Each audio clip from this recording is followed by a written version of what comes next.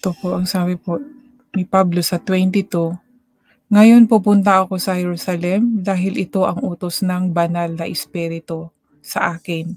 Ito po yung sinabi ko na, ah, meron siyang personal na relasyon dahil mismong alam na alam ni Pablo kung paano niya malaman ang mensahe 'no, ang Espiritu Santo mismo na kumakausap sa kanya. Kaya nang sabi nga dito, "Dahil ito ang utos ng banal na Espiritu sa akin." Tapos sabi niya, "Hindi ko alam kung ano ang mangyayari sa akin doon. Ang alam ko lang," sabi niya sa 23, "Ang alam ko lang, kahit saang lungsod ako pumunta, pinapaalalahanan ako ng banal na Espiritu na bilangguan at pag-uusig ang naghihintay sa akin." Yan, alam po niya na merong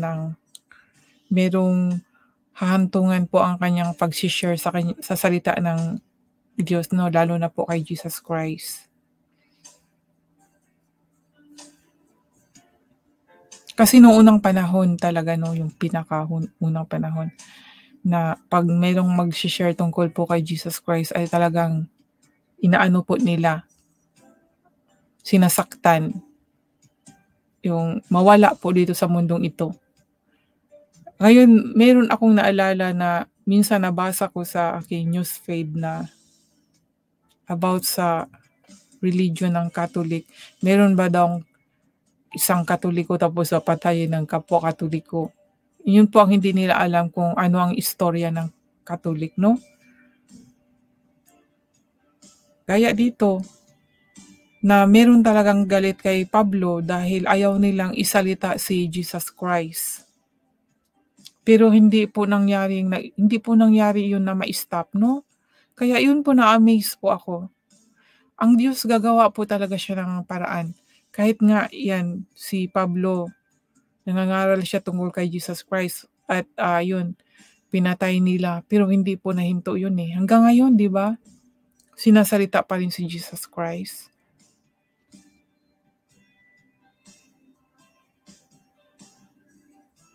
Tapos sinabi niya dito, pero hindi mahalaga sa kanya, hindi mahalaga kay Pablo kung anong mangyayari sa kanya. Ayun dito sa verse 24, "Pero hindi mahalaga sa akin kung ano man ang mangyayari sa akin, matapos ko lamang ang gawain na ibinigay sa akin ng Panginoong Hesus, na maipangaral ang magandang balita tungkol sa biyaya ng Diyos." Tungkol sa biyaya ng Diyos, hindi niya sinabing tungkol kay Jesus Christ, pero sino ba naman ang biyaya ng Diyos na ibinigay sa atin, 'di ba si Jesus Christ? At sabi dito sa 25, "Napuntahan ko kayong lahat. Aking pangangaral tungkol sa paghahari ng Diyos, at ngayon alam kong hindi na tayo magkikita pang muli. Kaya sasabihin ko sa inyo ngayon na kung mayroon sa inyo na hindi maliligtas, wala na akong pananagutan sa Diyos." Ito po yung hinahanap ko kanina. Ngayon nakita ko na ito po yun mga kaibigan.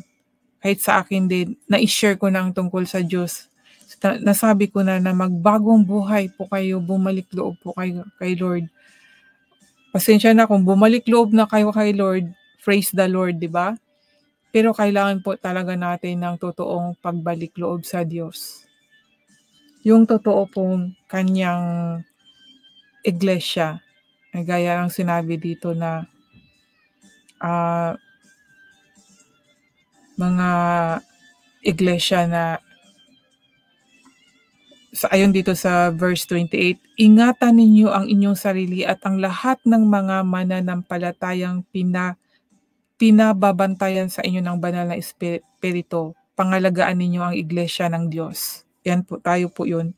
Tayong mananampalataya na totoong tayo po ay nagbumalik loob sa Diyos, tayo po yung sinasabi dito na iglesia ng Diyos. Hindi po iglesia ng Diyos na yung building po, hindi. Tao po, tayo po, yung totoo pong sumampalataya. Yun pong totoong bahay o totoong tahanan ng Espiritu Santo.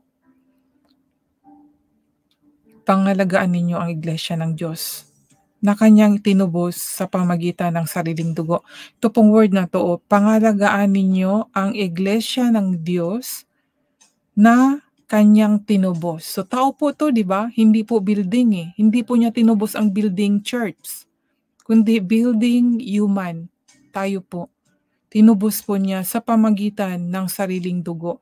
Ito, amazing po ang word dito mga kaibigan. Dahil kung si Jesus naman lang naman ang tumubos sa atin eh, sa pamagitan ng kanyang dugo, di ba? Kaya ano ba yun? Kaya ang ating kasalanan ay kasalanan nag-clean, nawala na ang ating kasalanan. Na luminis o paano ba sabi sa Tagalog? Nag-clean malinis na tayo dahil sa kanyang dugo. Pero ang sabi dito mga kaibigan, no, pangalagaan ninyo ang iglesia ng Diyos na kanyang tinubos sa pamagitan ng sariling dugo. Kanino bang sariling dugo ito? 'Di ba si Jesus Christ? Kasi siya lang naman ang tumubos sa atin, siya lang naman ang ipinako sa cross, siya lang naman yung dugo na lumabas sa kanyang katawan. 'Di ba? Ngayon kung hindi siya Diyos, kung tao lang siya, bakit dito sinabi pangalagaan ninyo ang iglesia ng Diyos na kanyang tinubos sa pamagitan ng sariling dugo? Sino ba naman tong sariling dugo, 'di ba? Itong word na to, mga kaibigan, importante po kasi ito mga kaibigan dahil marami pong nagsasabi na si Jesus Christ ay isang tao lang at hindi po siya Diyos. Ngunit dito may salita na pangalagaan ninyo ang iglesia ng Diyos. Tayo po yun iglesia ng Diyos na kanyang tinubos. Tinubos na tayo. Ang ating mga kasalanan ay tinubos niya sa pamagitan ng sariling dugo. Yun.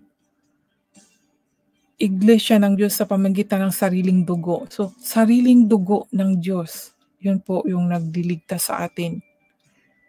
Wash out sa ating mga kasalanan para po tayo ay mapawalang sala. Kaya sa akin talaga, sa pangunawa ko, si Jesus Christ ay hindi lang po isang tao. Naging tao po siya dahil kailangan po niyang tumubos sa atin para nga yung dugo. Kaya siya yung tao na walang kasalanan, malinis. Hindi naman po pwedeng tumubos sa isang taong makasalanan ay makasalanan din na hindi malinis. Kailangan talaga na isang malinis na tao para tutubos sa atin. Yun na nga kasi dati sa unang panahon, kina Moises ay mga hayop ng pangtubos, di ba? Kay Abraham pa. Pero ngayon ay binigyan tayo ng Jesus Christ, ang pinakahuling pangtubos. Kaya nga sinabi na kailangan sumampalataya tayo sa Kanya para magkaroon tayo ng buhay na walang hanggan. Ngunit yung pagsumampalataya tayo sa Kanya, hindi lang po kasi yun hanggang, sumampalataya ako eh. Yung bang parang word lang, dapat po with works din po eh. Pero remember, not works, kaya po tayo ay mapawalang sala. Una po talaga yung faith natin sa Kanya. And then, dahil may faith tayo, kaya gumawa po tayo ng kabutihan. Bold po tayong magsalita tungkol sa Kanya. Marami po dyan. Naging pastor na yung iba dahil na-encounter po nila eh. Kung na-encounter ni Pablo, ang tungkol nga sa yung paano niya na-encounter si Pablo, hanggang ngayon po, nangyayari pa rin. Kaya, yun nga ang sabi ko, hindi lang po katang isip yung tungkol sa istorya ni Pablo na nandyan po sa Book of Acts, na meron akong isang tao talaga na nagsabi sa akin na hindi naman totoo ang Book of Acts, istorya ni Pablo. Kahit paano niya na-encounter si Jesus Christ at yun nga, sinasalita si Jesus Christ. Pero sa sarili ko, kung na-encounter ni Pablo, maraming nakaka-encounter pa rin kay Jesus Christ, kung paano ba nagmilagro si Jesus Christ sa isang tao, iba-iba sigurong paraan, hindi ko lang alam, pero nagsasalita sila, na na-encounter ko si Jesus Christ. So, itong Book of Acts hindi po siya katang-isip, talagang mga totoong nangyayari ito kay Paul. Kaya mga kaibigan, sinabi dito ni Paul sa verse 26 na wala na siyang pananagutan sa Diyos dahil ibinahagi na niya, pinangaralan niya yung mga tao na bumalik loob, magsisisi. At gano'n din po ako. Pinabalik loob ko po kayo na hindi lang po sa salita, kundi gawa. Kasi madaling magsalita din bumalik loob na ako, isa akong Kristiyano, tagasunod ni Jesus Christ. Ngunit walang gawa, mga kaibigan. Makikita natin sa gawa. Wala yung ebidensya ng gawa. Yun po, kailangan din po yung ebidensya So, meron kasi nagsasabi yung iba na gagawa sila dahil iyon ang kaligtasan, doon sila maliligtas sa gawa. Hindi po. Sa ngayon po, ito na pong biyaya